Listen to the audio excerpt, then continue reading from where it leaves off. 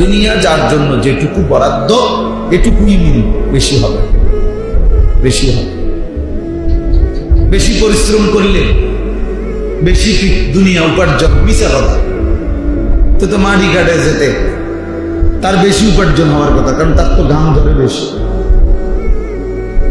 কথা বলেন না কেন? যারা ঢাকা শহরে রৌদ্রের মধ্যে অটো চালায়, রিক্সা চালায়, তো সে তো কষ্ট বেশি করে, তো তার টাকা বেশি হওয়ার কথা না? তাহলে যে বেশি পরিশ্রম করবে আপনার, সে বেশি উপার্জন করবে, এটা কোনো কথা। বেশি শিক্ষিত হইলে বেশি উপার্জন, বহুত শিক্ষিত, হ্যাঁ, ঘাস কাটে বলবে।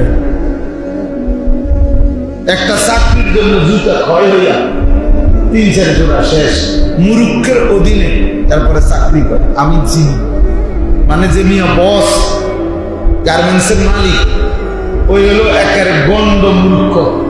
আর ওই ম্যানেজার সাহেব যিনি অধীনে চাকরি করে, উনি ডক্টরেট করা বিদেশ।